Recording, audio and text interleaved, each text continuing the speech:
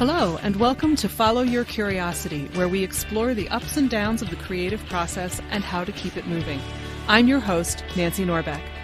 I am a writer, singer, improv comedy newbie, science fiction geek, and creativity coach who loves helping right-brained folks get unstuck.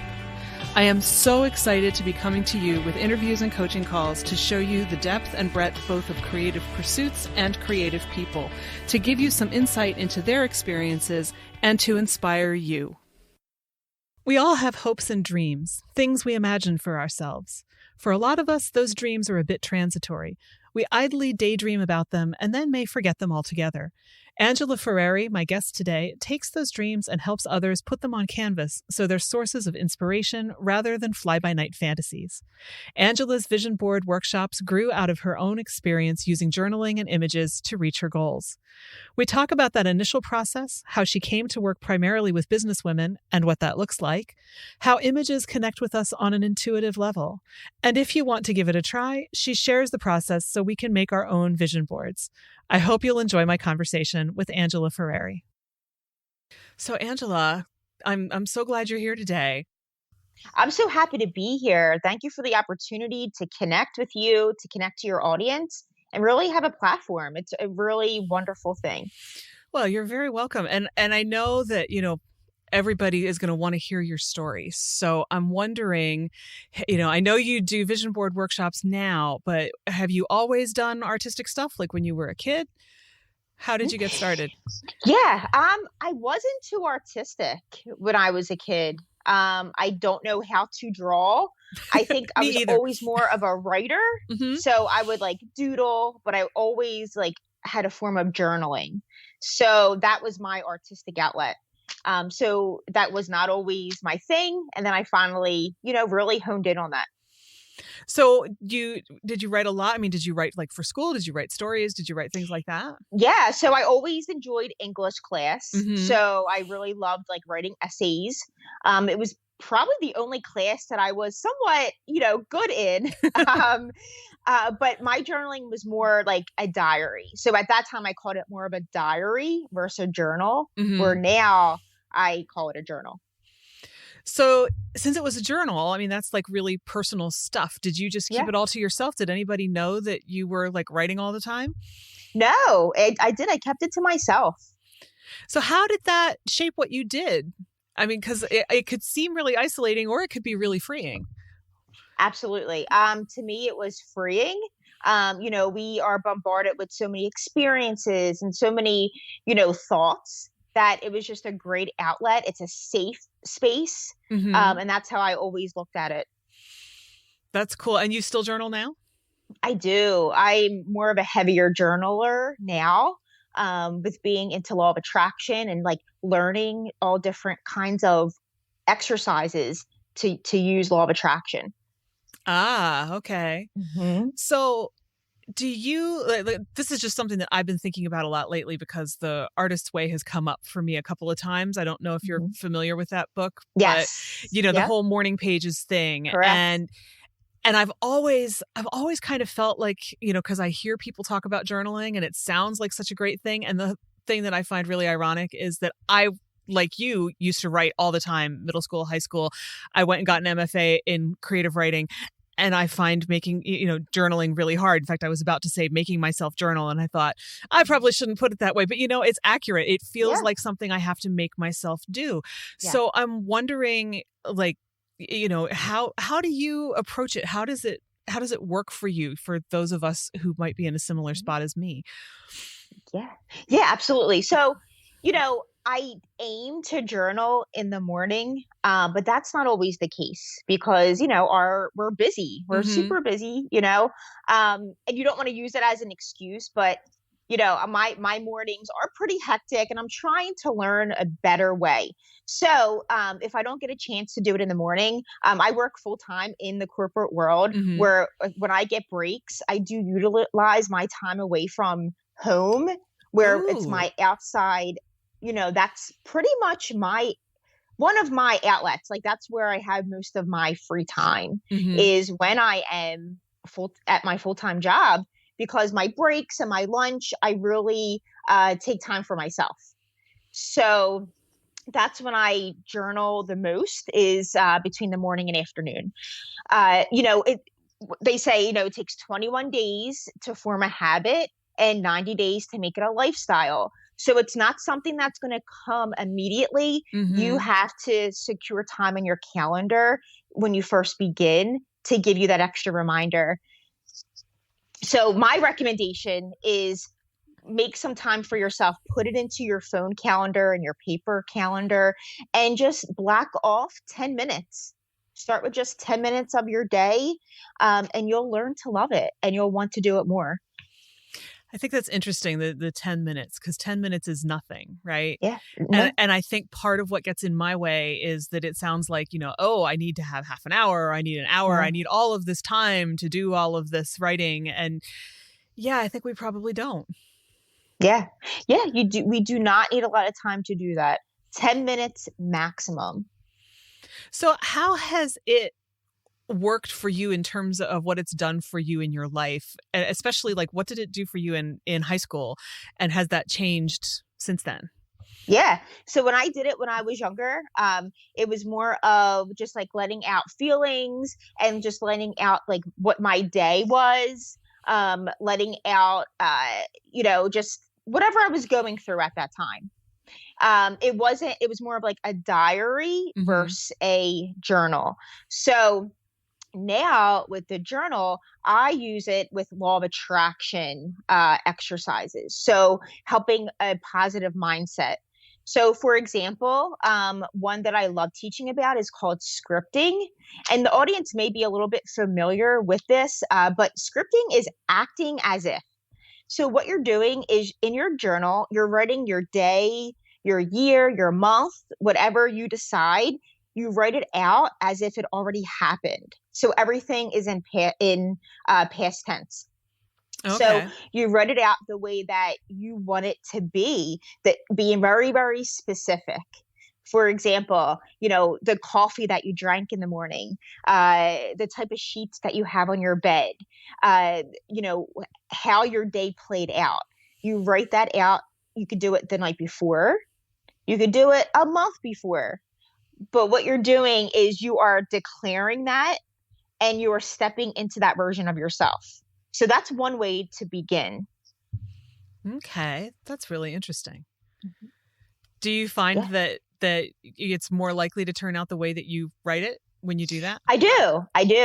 And I think it's because I'm already putting myself when I say act as if, you're like declaring this is what I need, this is what I want, and this is what I'm working towards. So you already have that mindset, you already put it out there, and you're aware. It's bringing more awareness to your day. So yes, it has helped me. That's interesting. It reminds me of a coaching tool that we use that's mindsculpting, which is not really the same thing, but it's similar enough. It's where you just kind of take a couple minutes and imagine the thing that you're afraid of or worried about or not sure how to handle. And you do it in so much detail. What can you smell? What can, as many senses as you can get in there, and how does it go, so that when you're actually presented with that situation, it's almost like a dress rehearsal. You're ready for it. What's going to happen. You're much more comfortable than you would have been going in completely blind. So yeah, not quite the same thing, but different terminology. That's a good way to look at it. Yeah.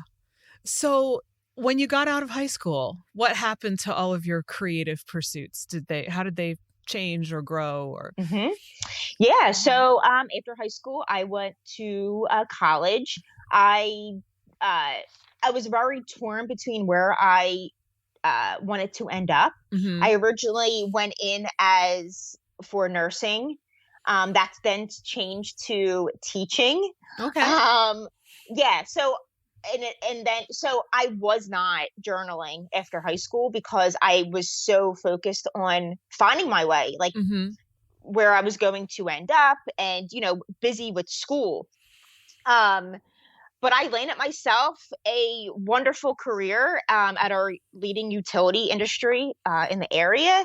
And, it's been wonderful. So it's nice when you're going through this journey, we have a plan on where we want to be, it doesn't always end up that way. We are put exactly where we need to be.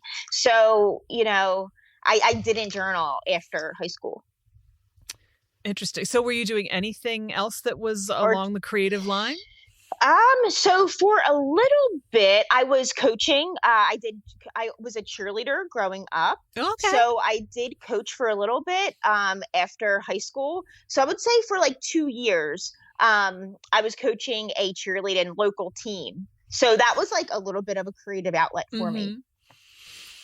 That must have been interesting. It's always different when you're suddenly, running the group as opposed to following the teacher, coach, whoever.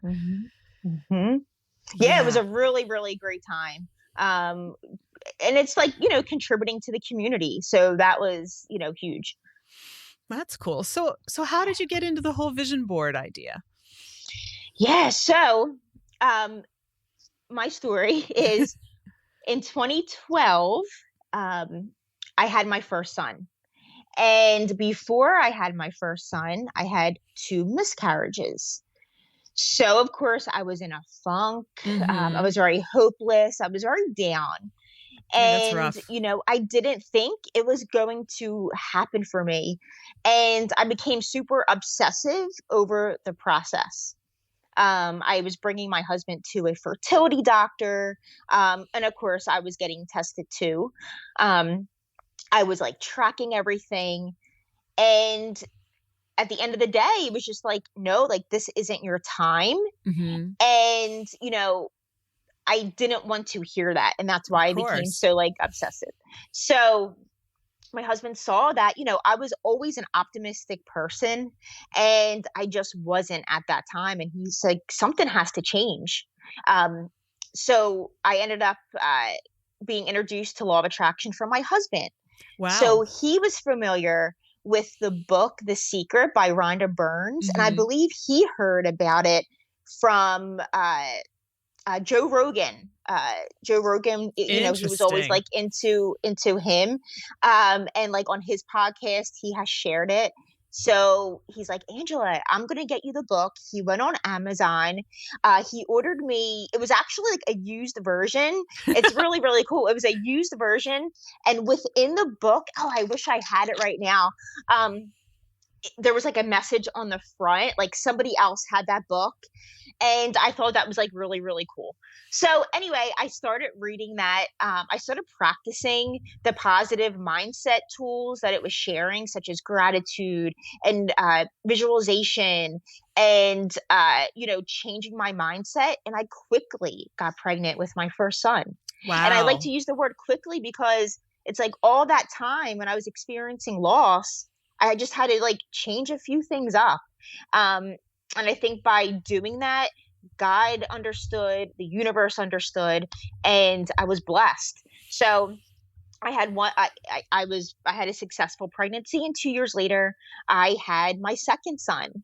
So, talk about abundance. And so after all this time of being a mom, being a wife, and I was like newly married at that time. We were married in 2011. Okay. So I had my son in 2012. So after all this time of being a wife, being a mom, working in the corporate world, I was becoming like a drain rather than a fountain. And that's the best way to put it for me, is that I always knew I wanted to be more. Like I said, I was always like an optimistic person, always like active and, positive. So we met in the Facebook group of Don't Keep Your Day Job. So that I started listening to Kathy Heller's podcast. And when it first came out, and every day I was walking, if anyone is listening that is from Philadelphia or the surrounding area, the Schuylkill Trail. The Schuylkill Trail is a beautiful trail in the area where it leads starting in South Philadelphia and it goes all the way up to Manayunk. So each morning I was walking from Christian Street in Philadelphia to Market Street, just enjoying the views and listening to this podcast. So, it really had me reflect where is when I was like, hey, I'm going to really start journaling again and really start reflecting. because I knew I had more to share with the world. And by her message of like, I had to think back, okay, what have I gone through in life and what has helped me? How can Mm-hmm. I help other people?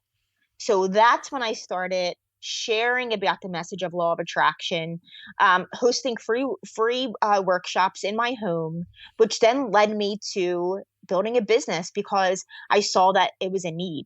It was a need that people were, aiming for. Mm-hmm. So that's a little bit about me.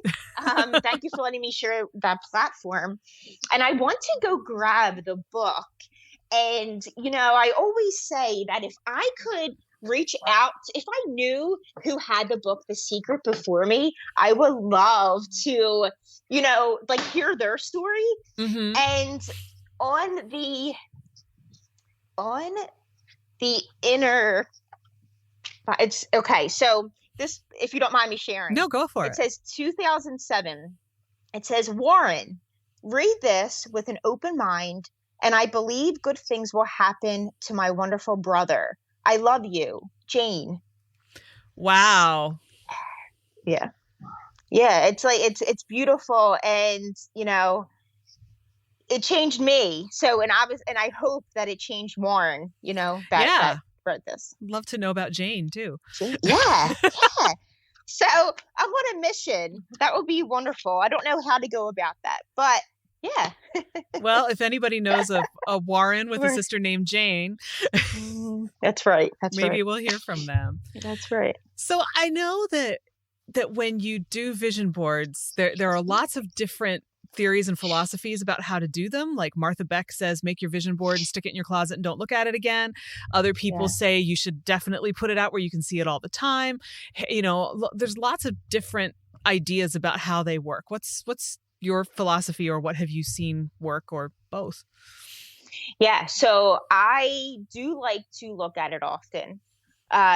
So when I'm creating either one-on-one with a client or in a workshop of a group, there's not a specific placement for the pictures on your board. Some people will tell you that too, that they have to be categorized. I don't believe that. I saw that you placing them where you want to place them, where it fits right in your puzzle on the canvas to do that.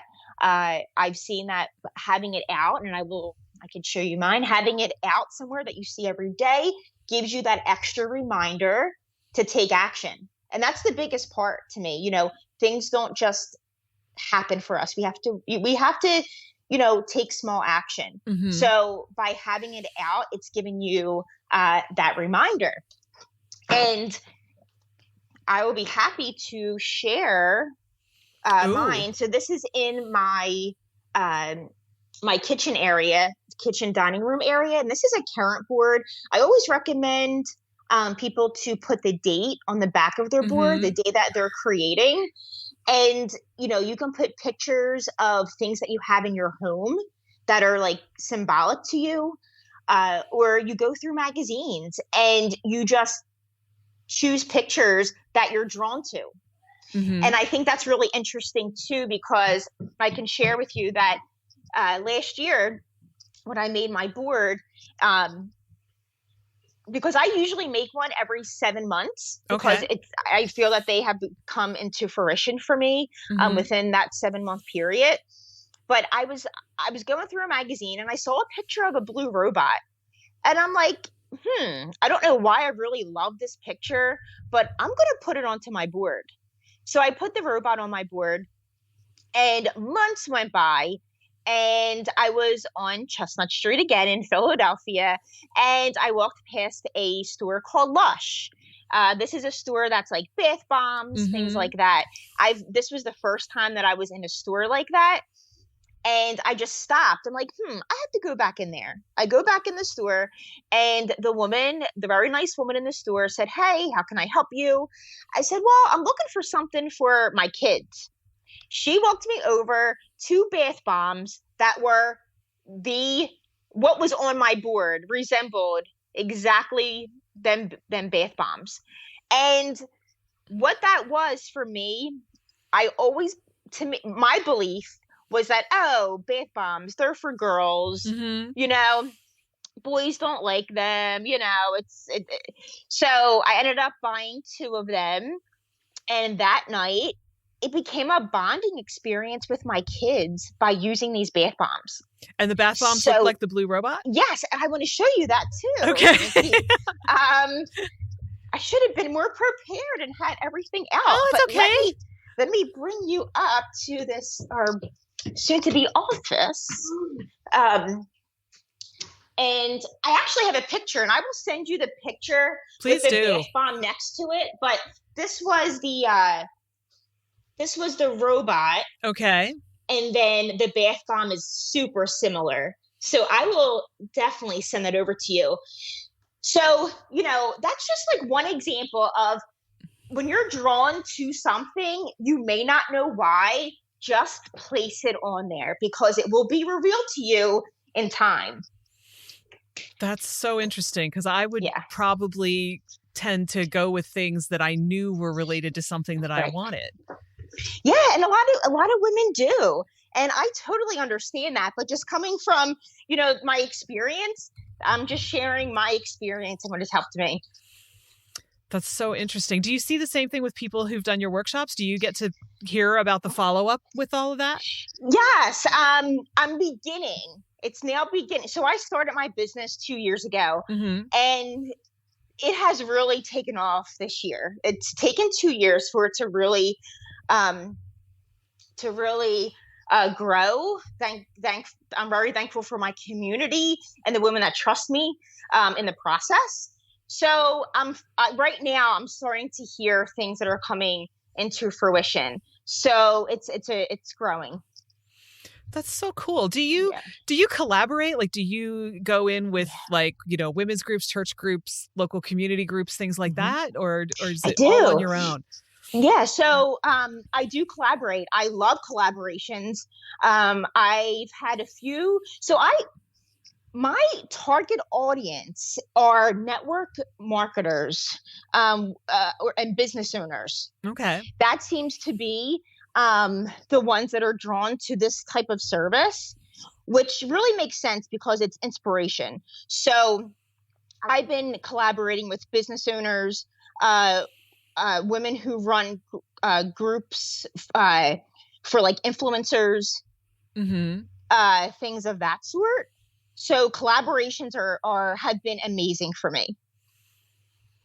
Okay. Yeah.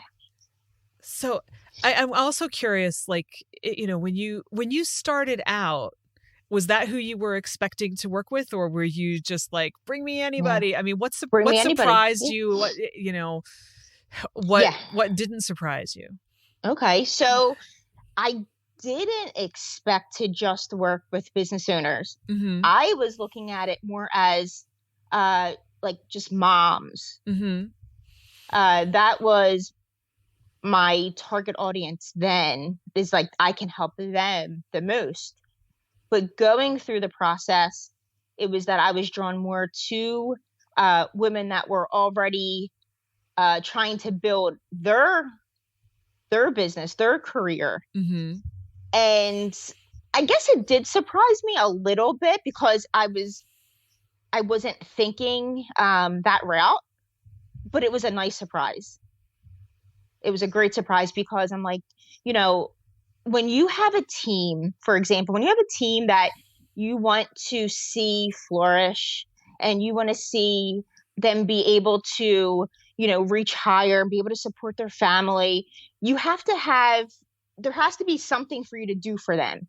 So I believe that my services help them and their team so that they have some inspiration and motivation, because that's really what it comes to when you are a leader of a team. You want to be able to provide that light for your people and let them dream bigger. And that's really what it comes down to, like the limited mindset. And what this does is it helps you step into limitless opportunity, limitless potential. So once your people understand that, they want to do better. They want to reach higher and continue on the journey. Yeah, it's interesting to me because it seems, that's not even the audience that I would have thought would be remotely interested. So I'm wondering, how did you have to adjust or adapt what you were doing to make it work for them, or were they just people who kind of self-selected out of the whole business mindset and said, this is something I'm interested in? I mean, do they ever cross over into personal things too, or is it just all about the business stuff? No, it crosses over for sure. So it's not all about the business stuff. It comes down to family. It comes down to contribution. It comes down to vacations. It comes down to every aspect of your life. But what I've really tried to reframe recently is, we can keep asking for things in our life. We can ask God, the universe, spirit, whatever your higher power is, for things, right? But we have to be able to say, hey, what can I provide? What can I provide? So I have adjusted a lot of the reflection that happens before we start creating the vision board. A big part of my service is doing the reflection, the journal work in the beginning. So yes. So in the beginning, before we even start creating, we take time to focus on like smart goal setting, reflection on gratitude, because we need to be grateful where we are now for what we have in our life before we ask for more. So yes. So what I have adjusted is the reflection piece. Once I truly understood what these women truly need.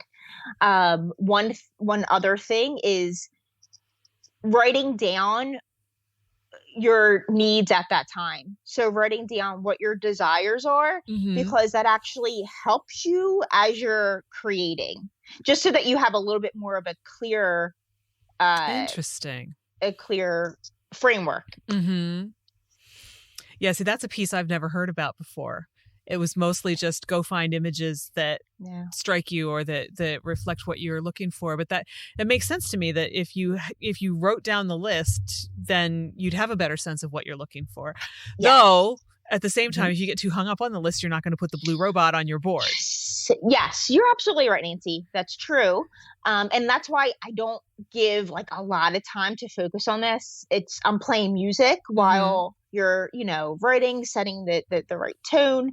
But I'm only giving like a few minutes. So, and I'm moving on to the next, because you're going to write down what comes to you first. So you just go with that. Yeah. You don't want too much thought into it. You just want to go what first comes to your mind. So it's sort of like a quick list. Like, I'm going to give you 1 minute to write down 10 things. So That's you right. don't have any That's time right. to really think about it. That right. makes sense to me. It's going to get your intuitive stuff, not your thinking stuff.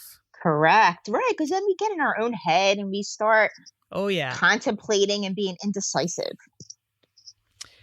Yeah. I'm becoming much more aware lately of how thinking about things too much is how you end up being indecisive. Yeah. Your first thought is probably the one you're going to end up with anyway, or should end up with anyway. Very true. Very true. Yeah. And the more you think about, and I say this because I tend to do that, it's so easy to do. No wonder it's so hard to make this decision. I'm thinking about it too hard. I know. Yeah. Yeah. So do you ever do this kind of stuff with your kids? Yes. How does that go? I love doing it with my kids. So I found that the schools do something similar, but they call it a me collage.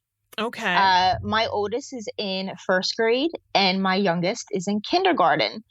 So in the beginning of the year, they're asked to make a collage of things that resemble, like what things that portray who they are, things that they like.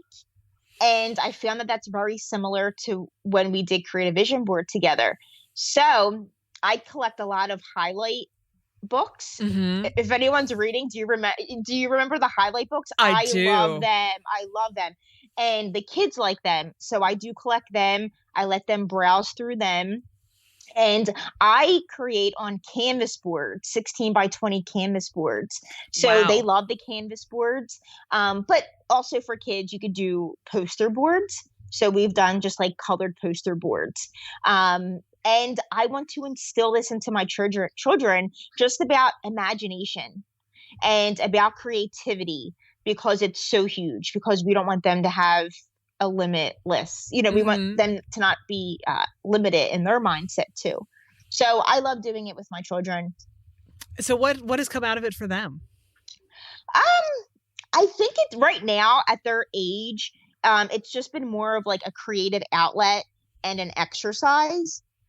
Uh, I mean, I have seen where they gravitated towards like pictures and magazines that I didn't think they would. Mm. For example, my son Lewis, like he was picking out pictures of like chairs, like nice chairs for like home decor.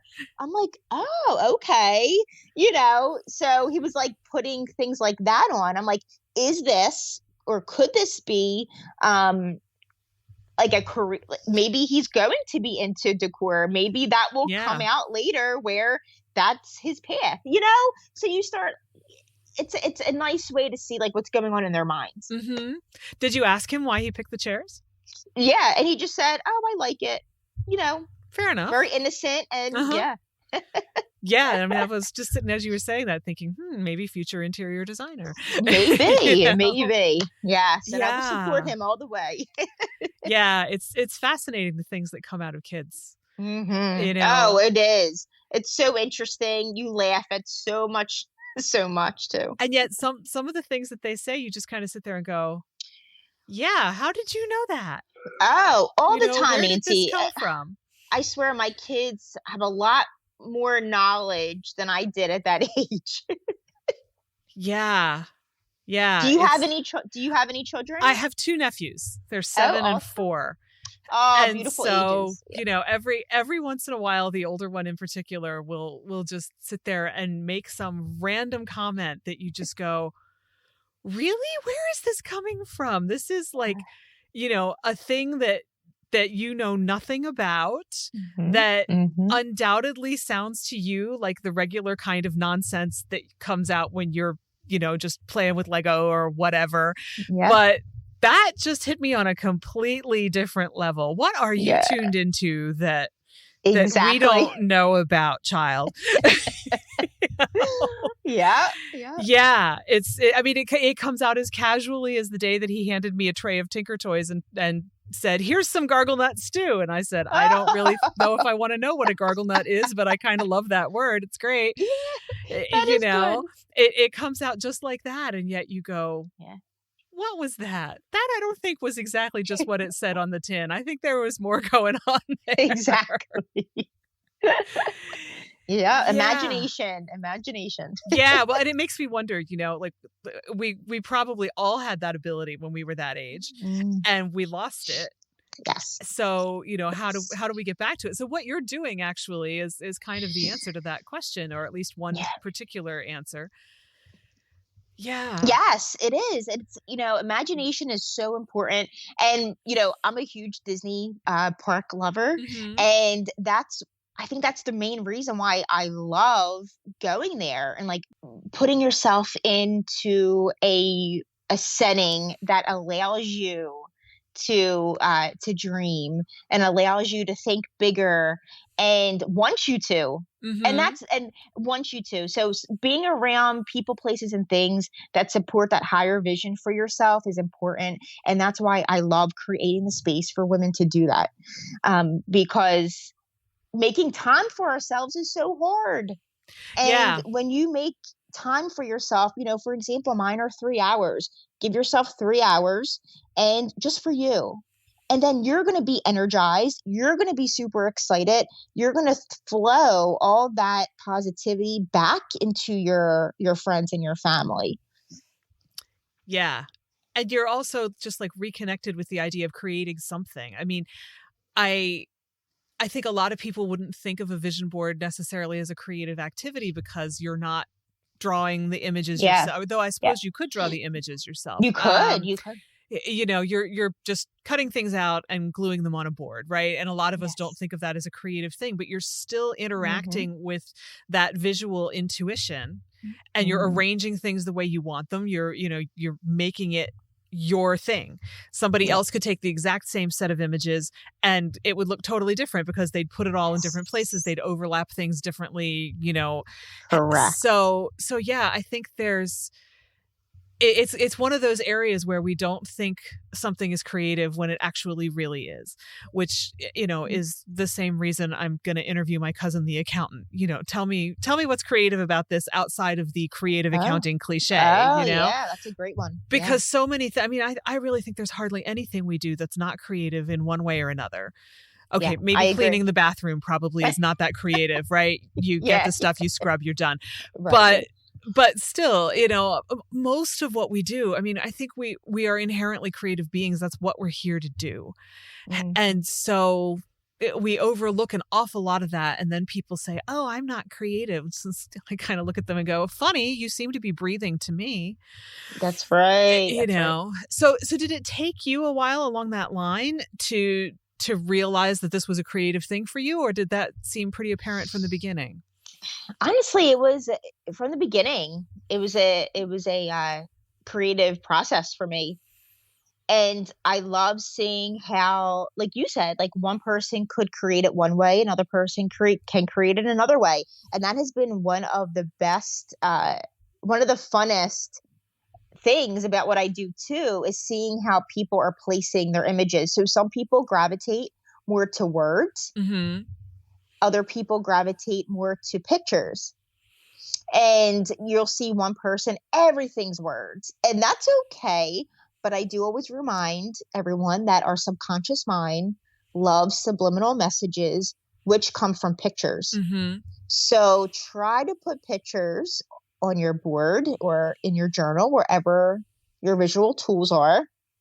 And the placement of the board. So you can have someone doing it vertical, someone using it horizontally, and the placement is just so different. But I love how that's the creative process. That's how that's your outlet, Mm-hmm. But yeah, it was always a creative process for me. So do you use images in your own journaling, since you just mentioned that? So yeah, I think I said it incorrectly. So with journaling, when I work with my journaling clients, I ask them to put pictures inside of their journal before we start our quests, so that they have some visualization there. So I'm sorry, that's what I meant. So if this is a client that's first journaled, but then they're creating their vision board, take them pictures out and place them on here. Okay. Yes. So it's like another layer for them. Mm-hmm. But yeah, I think we also, I certainly, now just thinking about it off the top of my head, I don't think that I've spoken to anybody for this podcast who's talked about the intuitive side of images and how we interact with them. But I'm also a SoulCollage facilitator, and I don't know if you're familiar with that at all, but it's basically, it's sort of like a mini vision board, except that it's not that, you don't put that much thought into it. Though you can make an intentional one, like if I want to make a card that is for my dad, I'm obviously probably going to put pictures of my dad on it. I'm going to put pictures on it of things that he liked and whatever. But a lot of them, and the ones that I find really interesting, are the ones that we create intuitively, where we just take an assemblage of images that seem to go together. We don't necessarily know why, and put them together on this card that it's sort of like the size of a large index card, not the average little ones, but the bigger ones that are like 4x6, something like that. And for SoulCollage, we try not to put words on them usually, because you want that intuitive thing. You don't want the words dictating what you're going to get from it. But then you kind of, and this is going to probably sound weird to people who've never done something like this, but you sort of go into the image intuitively. There are questions that you ask, and you just write down what it what it gives you, what you hear back, whatever, whatever occurs to you. It's sort of like, it's kind of interesting because it's sort of like doing a journal with questions and you just don't know where the answers are coming from because you're not going to think about it. You're just going to, it's like beautiful. The combination of all of those images and what that produces, and what beautiful. You get one day may be completely different from what you get a different day. And so yeah, and that's where I really learned that images work that way. You don't have to know why you're picking them. You don't have to know what they mean, because they may mean something different to you 20 minutes from now than they did when you put them down. But yeah, there's a lot of power in the images. Oh, it's a beautiful exercise. I really like that. Yeah, even as a writer, it's interesting to go, right, I'm not putting words on here. No words go on this card, Though, like the card that I have for one of my grandmothers, I scanned a piece of a letter that she wrote me when I was a kid, and so that's on there. So that's different. That's not going to influence what you get. Right. But yeah, it's sort of a similar but different process, because you're not looking at it as this is a thing I want. It's just these two things that I would not normally put together seem to go together. I don't know why, but it's going here, and we'll see what comes of it. Oh, that's great. So this is the recipient. So the recipient of this card is really portraying it. Is that right? Like, you are the recipient. You're not giving it to anyone. It's sort of, I hesitate to put it this way because it's not strictly true, but it's the best analogy that I can think of. It's sort of like creating your own tarot deck, except that you're not limited to a certain number of cards, and you don't have to organize them any way except the way you want. There are, 4 groupings that they suggest, but you can create your own. Okay. And it's just, they're all basically representing pieces of you, whether you know that or not when you put them together. Okay. It could be, this is the part of me that is, into nature, but it still might have a skyscraper on it. Yeah. You don't really know what it is until you start to work with it. But it's an intuitive tool for you. Mm-hmm. So yeah, it's a very, very different application than a regular vision board, but it's interesting to see how the images come together with stuff like that. Absolutely. And what you learn from them. Oh, I think that's beautiful. I would love to see. Do you post pictures on on social media? I haven't actually done it in a while, though. Lately, I've been starting to think maybe I should haul it out again. Here we go. So at the very least, I can send you a couple. Maybe I'll put a couple. I'll be happy to take them. Maybe I'll put a couple in the show notes too, just so people can see what they look like. Yes. But yeah, it's an interesting process. So along the same line of thinking maybe I should get this back out and start playing with it again, I'm realizing that it's been a couple years since I've made a vision board. So if I or anybody else wanted to make one, what guidance would you give us about how to do it? Can you walk us through it? Absolutely. So because reflection is such a great part of this process, I recommend to give yourself 20 minutes to journal out. So because we want to take actionable steps and take away actionable items, I go through SMART goal setting. So SMART goal setting, S is for specific, like what do you desire? Mm-hmm. M is for measurable. How will you measure your progress? A is for attainable. How will I get there? Mm-hmm. R is for relevancy. Why is this important? Okay. And T is for time bound. So give yourself a deadline, but celebrate when you get there. Okay, so we go through that. So once you understand like what your desires are, just choose one and then do the SMART goal setting. Okay. Also, write a gratitude list. What are you grateful for today? Whatever comes to mind, just write it out. And then you grab a board. I prefer Canvas. I use 16 by 20 Canvas board. You can do this in a group or you can do this by yourself, whatever you're comfortable with. Also, you may have things around your home that are symbolic to you that you want to put onto your board. Things as, maybe notes from somebody or pictures. So you want to grab them. You also want to grab a few magazines that are inspiring. For example, I love Oprah's Me magazines. too. Yes. I love Real Simple magazine. Um, and I like the business magazines. So wherever you are in your journey, you are going to pick whatever's inspiring to you. You can also go online and, print out specific pictures.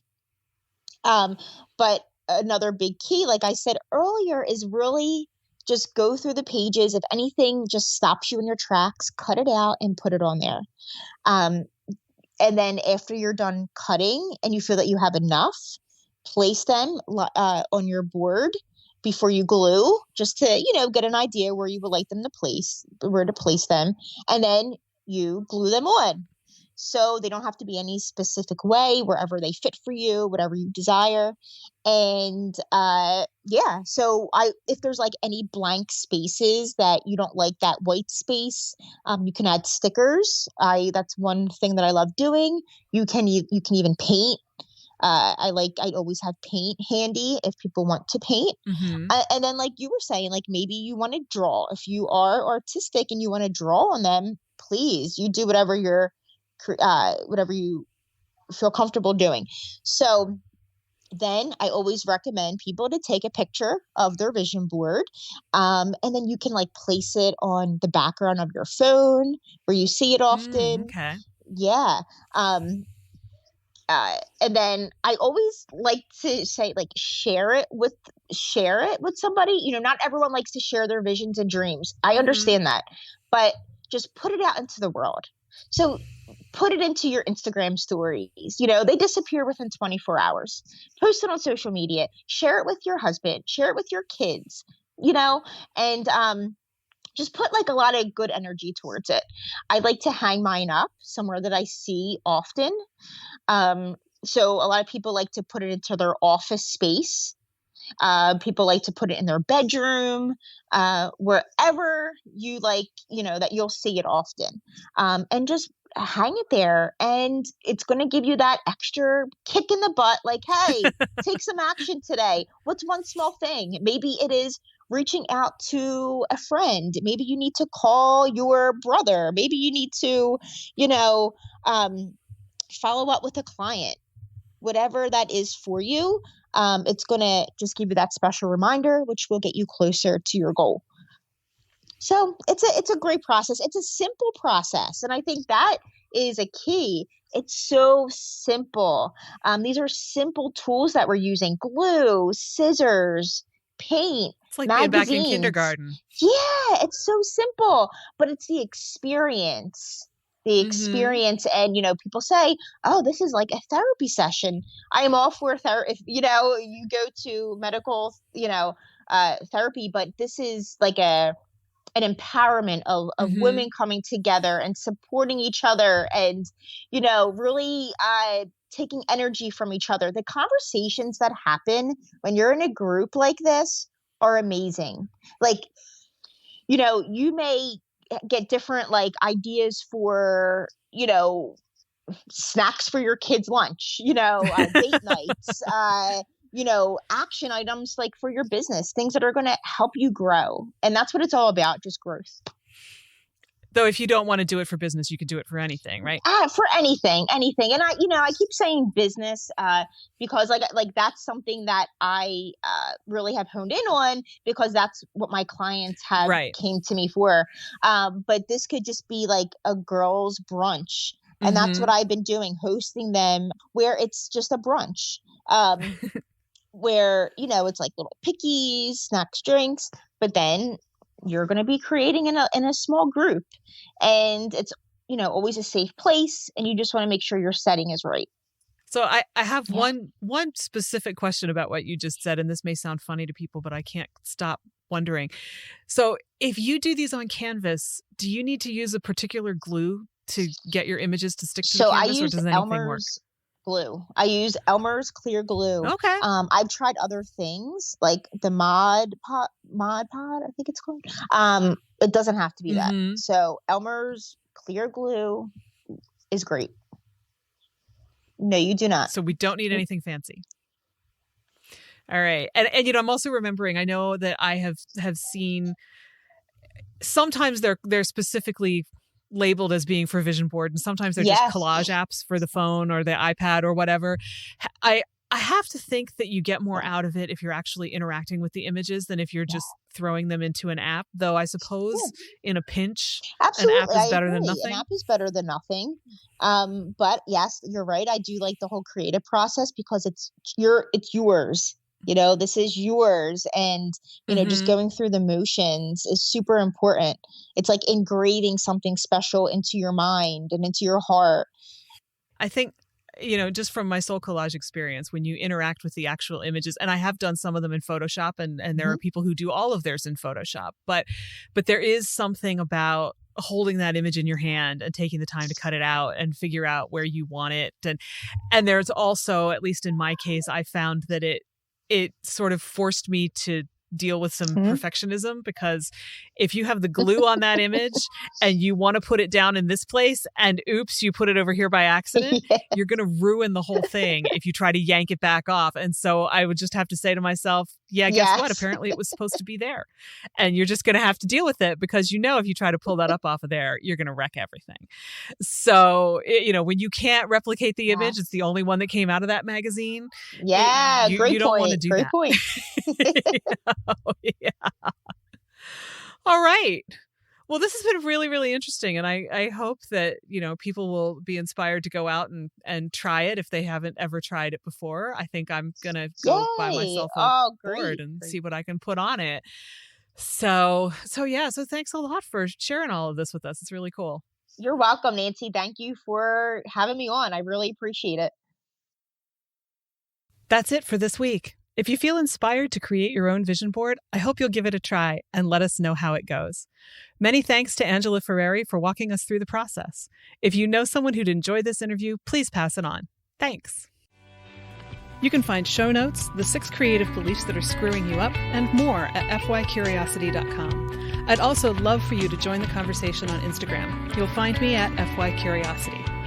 Follow Your Curiosity is produced by me, Nancy Norbeck, with music by Joseph McDade. If you like Follow Your Curiosity, please subscribe, rate, and review on Apple Podcasts or wherever you get your podcasts. And don't forget to tell your friends. It really helps me reach new listeners. See you next time.